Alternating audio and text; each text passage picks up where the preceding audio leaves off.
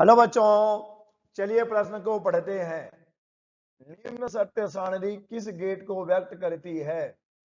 दिया गया सत्य सारणी है।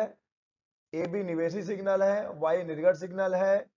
एक एक शून्य एक शून्य एक शून्य एक शून्य शून्य एक। दिए गए विकल्प हैं A NAND gate, B NOR gate, C और गेट या फिर डी एक्स और गेट। तो चलिए बच्चों, सबसे पहले हम लिख लेंगे मूल अवधारणा जिस पर यह प्रश्न आधारित है।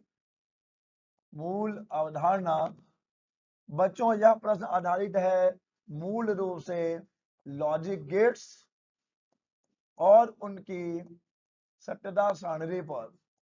सत्यता सारणी सारणी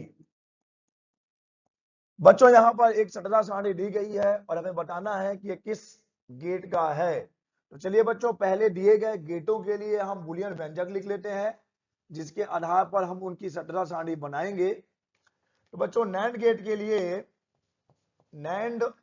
के लिए बुलियन व्यंजक होता है ए डॉट बी का बार। नॉर गेट के लिए हो जाएगा ए प्लस बी का बार।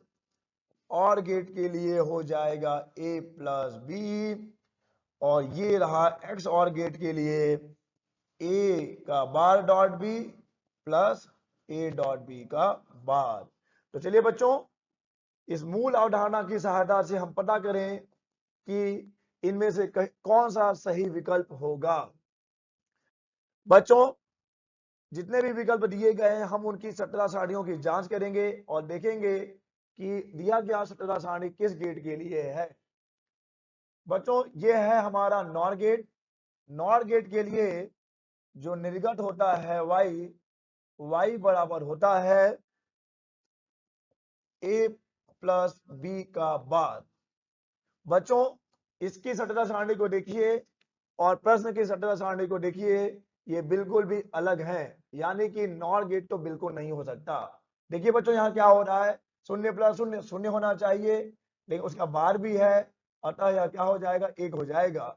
शून्य प्लस एक एक, एक का बार जो है वो हो जाएगा शून्य।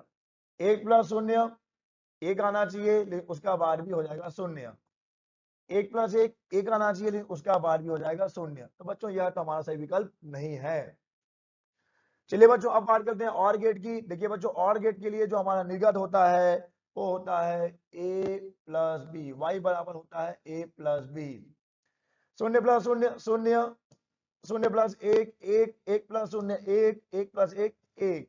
बच्चों, यह सत्यता सारणी भी जो प्रश्न में दी गई है ये और गेट की तो बिल्कुल नहीं है।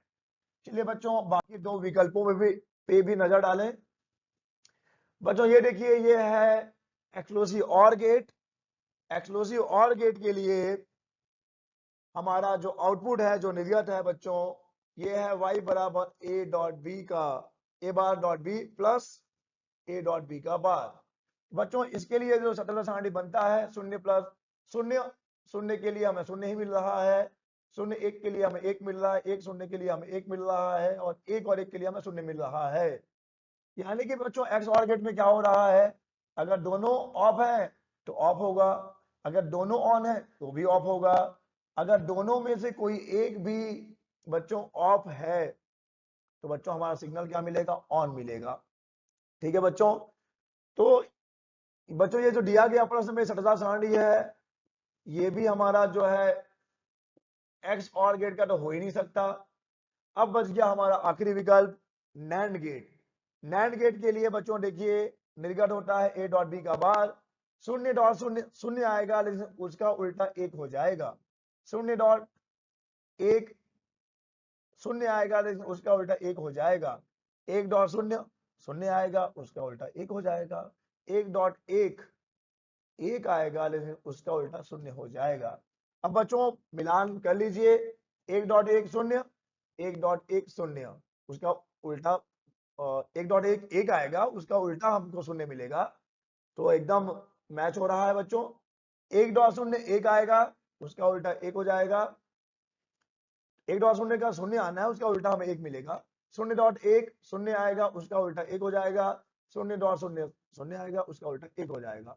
अतः बच्चों यह जो दिया गया सटरा सारणी है बच्चों यह है नैंड गेट का, अतः इस प्रश्न का सही विकल्प हो जाएगा नैंड गेट।